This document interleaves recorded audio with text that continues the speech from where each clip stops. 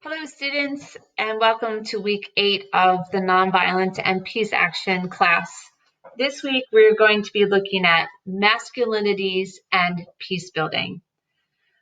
Just a heads up, there's going to be a lot of statistics linking violence and toxic masculinity in this screencast. But I want you to know that the majority of men are not violent, but there's a subset that is. So we'll be discussing this subset, but this is by no means a put down of anyone who identifies as male. As always, you will have a screencast assignment that is due after you watch the screencast, and I think by now you know what to do. What I'd like you to do first is I'd like you to read this New York Times article by Michael Ian Black, and I would like you to read it and answer the following questions. Which of Michael Ian Black's observations do you agree with? Which of his do you disagree with? Justify your answers.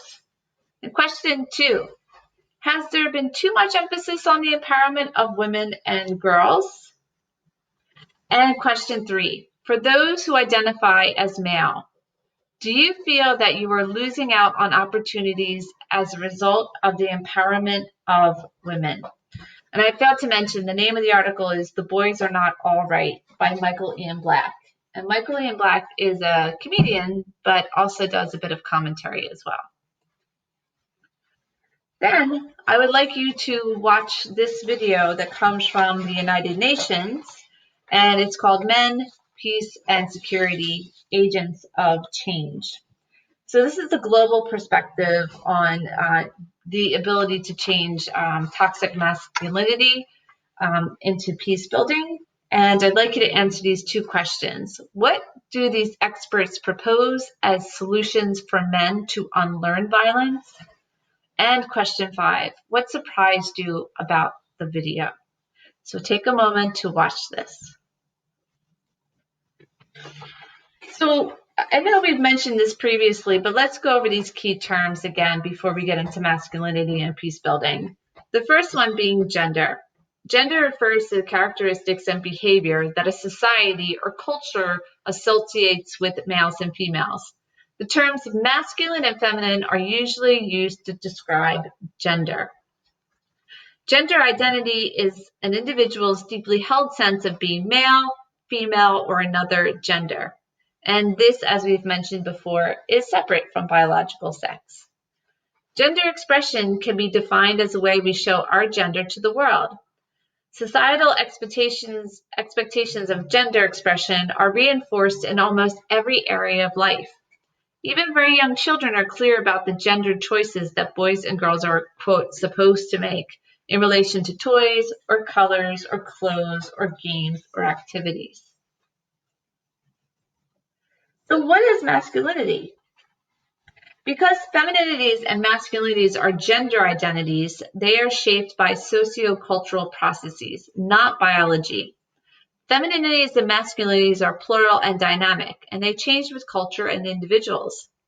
So they're plural. There are many forms of femininity and many forms of masculinity. What gets defined as feminine or masculine or non-binary differs by region, religion, class, national culture, and other social factors. How masculinities and femininities are valued differs culturally. So cultural norms of feminine and masculine behavior are shaped in part by observations about what men and women do. Femininities and masculinities are learned. Messages about feminine and masculine behaviors are embedded in our advertising, our media, news, educational materials, and so forth. So these messages are present in a range of environments, from the home to the workplace to public spaces. And from an early age, little boys learn that they are expected to be tough at all times. As socially constructed identities, boys and men learn, quote, appropriate gender roles in accordance to the masculine expectation of their given society. This means that from very early on, boys get messages on what it means to be a boy. Boys and men are often punished, often by other boys and men, in particularly gendered manners. For example, if boys and men do not meet the expectation of being a man, they're often called homophobic or feminizing slurs. And these segregations work to police the boundaries of what is acceptable in appearance and behavior for boys and men, which is one explanation as to why gender roles in our society are still rigidly defined and vigilantly enforced. All men are influenced by their upbringing, their experience, and their social environment, which play a big role in determining one's view of masculinity and manhood. This means that masculinity is going to be different for everyone. Some particularly influential factors in shaping one's idea of manhood could be their race, their class, their abilities, their sexual orientation, gender, and of course, culture. So, for example, in part of the American culture, depending on where you grew up, from an early age, little boys learn that they're expected to be tough at all times. They learn that the only acceptable emotion they can show is anger. They learn to solve problems and express their frustration with their fists or by playing rough with other little boys. They learn that because of their gender, they need to bottle up their emotions and just deal with their issues. So just a question here, do not have to put it into the screencast, is what were the gender expectations for you growing up? So think about that as you go through this screencast. So I want to look at some of the statistics here to consider when it comes to masculinity and violence. Men's life expectancy is lower than that of women's. Men have more accidents. They fill prisons and top criminal statistics, and they're the ones who are almost exclusively take decisions that lead to armed conflict and war. So some figures from Europe and Australia and the United States have shown that men stand charged for between 80 and 90% of all violent crimes. Not only is male violence directed towards women, statistics show that men are more often than not victims of other men's violence. And 1 in men 6 will be sexually assaulted in their lifetime, typically before the age of 14, more often by other men. In private life, too, men are more likely to be armed and violent. In the U.S., private gun ownership runs 4 times as high for men than women, even after a campaign by the gun industry to persuade women to buy guns. Body contact sports such as boxing and football involving ritualized combat and physical injury are favored by men mostly than women or those who identify as male. Dangerous driving is increasingly recognized as a form of violence, and it's mainly done by men. Young men die on the roads at a rate 4 times that of young women and kill at even higher rates. Older men, as corporate executives, make decisions that result in injury or death from the actions of their businesses. Industrial injuries to their workers, injuries to their workers, pollution that injures neighbors, and environmental destruction. Let's now look at masculinity and conflict.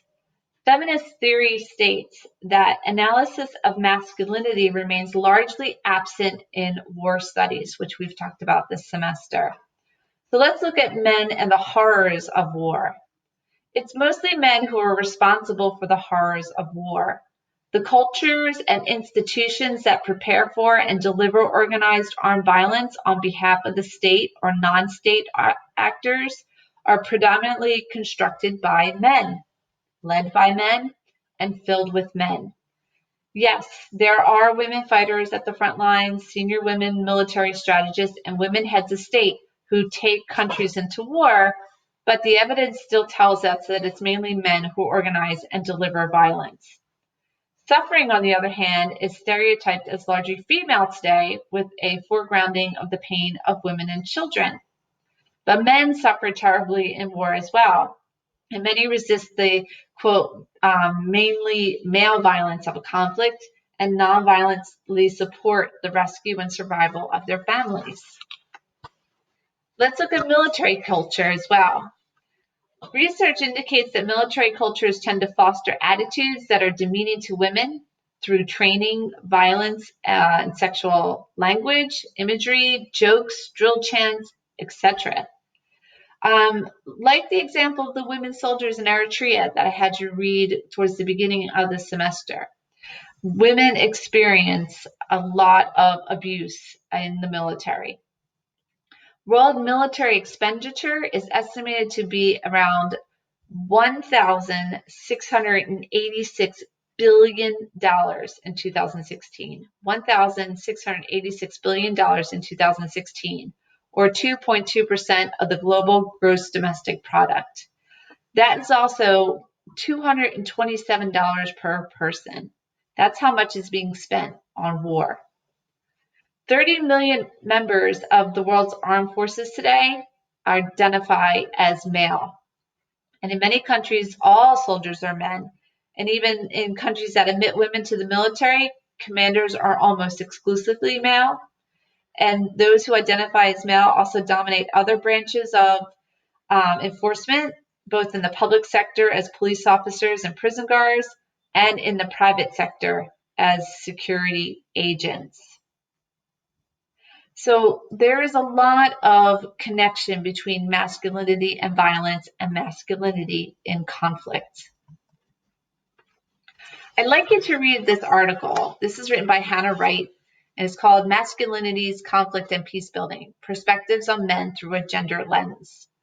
So I would like you to read this and answer the following questions. What does Wright say gender roles do to incite men? Why are these gender roles problematic? Question 7. What does Wright recommend to dismantle gender stereotypes that perpetuate violence? And question 8. Wright acknowledges that women empowerment programs leave men feeling excluded and masculinity threatened, which may lead to increased violence. What would be a potential solution to this unintended consequence? So sometimes these United Nations programs or World Bank programs, they put in place these women empowerment where they give microloans or grants to women to start up businesses, and these men are resentful for it because in their society, it is man who goes to work and provides for the family. So keep that in mind when you answer these questions here. We'll discuss this more in our small group discussion. So let's look at some ways to approach transforming masculinities from being less violent and conflict laden. Okay. So the first is group education strategies. These are efforts undertaken to bring men together in formal and semi-formal settings in order to implement training activities of different types, such as courses, workshops, and seminars. Fundamental issues consist of the social construction of masculinity, the sexual division of work, masculinity, power, and violence, masculinity and sexuality, and responsible fatherhood. The use of participatory methodologies in these group activities with boys and men aims to stimulate in-depth reflection and analysis and to engage them emotionally as well as rationally.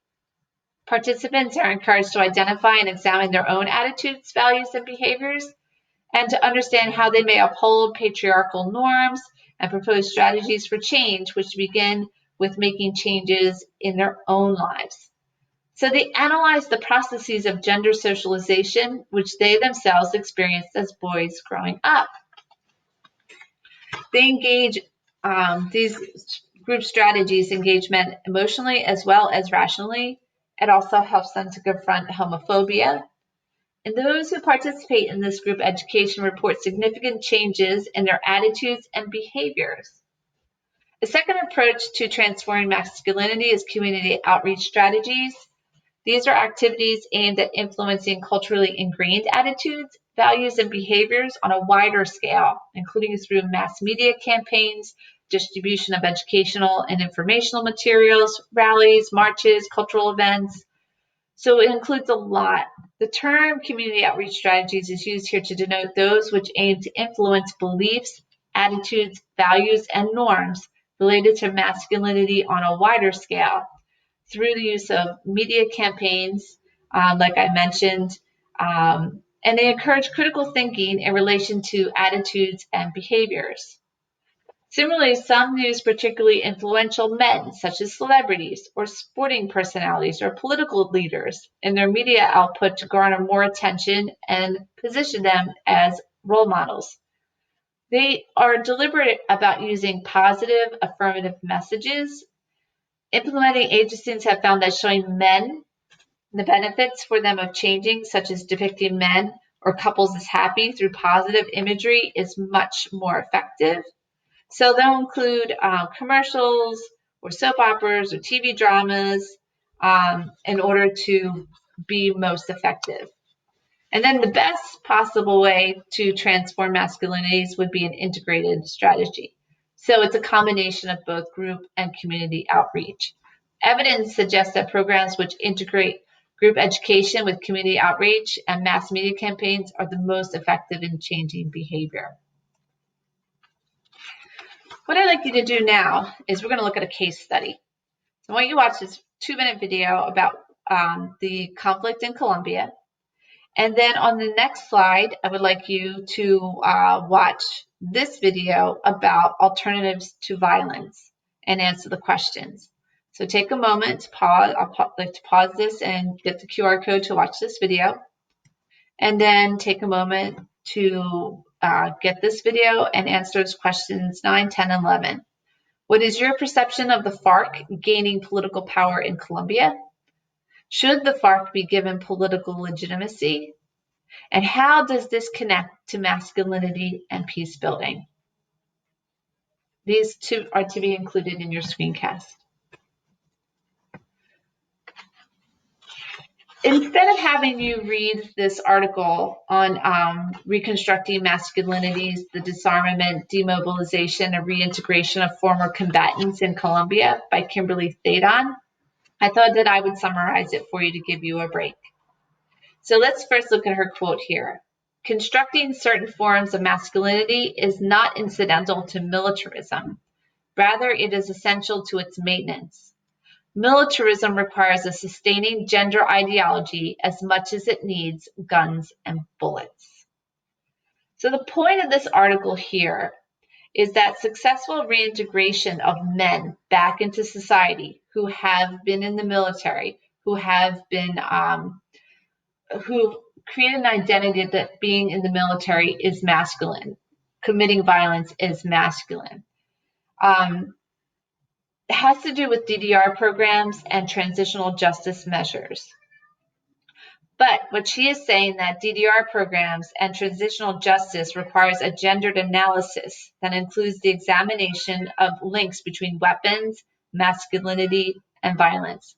If you don't remember, DDR stands for disarmament, demobilization, and reintegration. This is the program that former combatants go through when they're leaving an armed group or leaving the military. Often they're given psychological help. They go to a camp. They have psychiatrists, psychologists come and talk to them. They offer them job training. And then in addition to that, they may give them money, or they may give them like food for several months so they can go back to their families and provide support while they're looking for jobs. So what Theodon talks about in this article is that the people coming out of these programs are programmed to see masculinity through violence.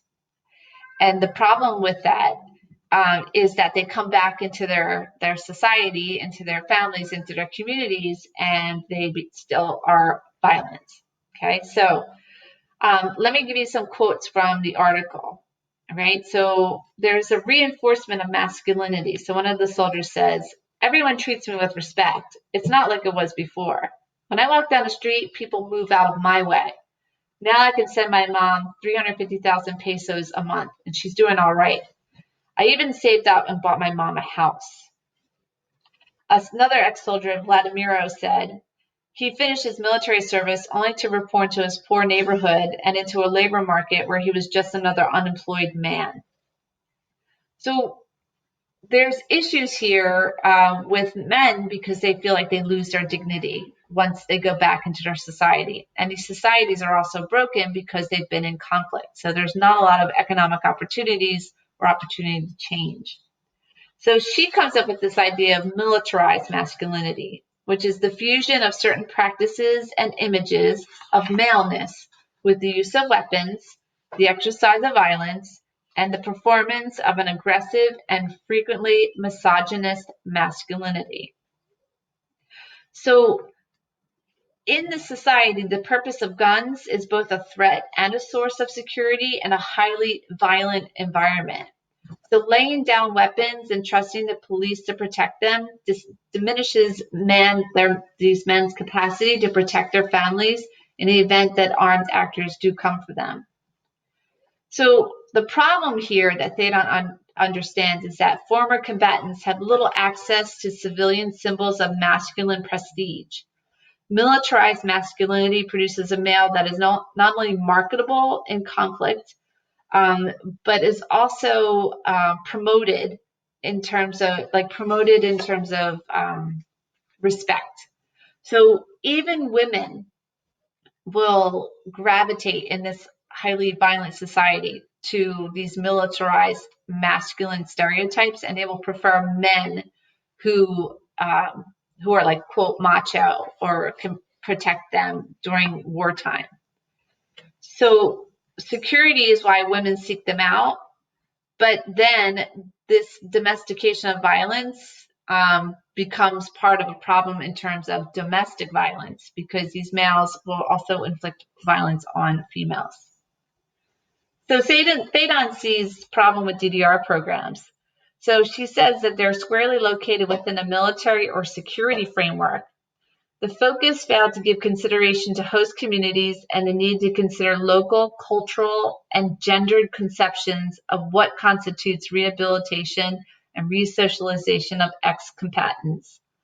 So she recommends opening space for alternative masculinities and addressing the attitudes and behaviors that these former combatants have learned, bringing conscious awareness to gendered patterns of thought and conduct.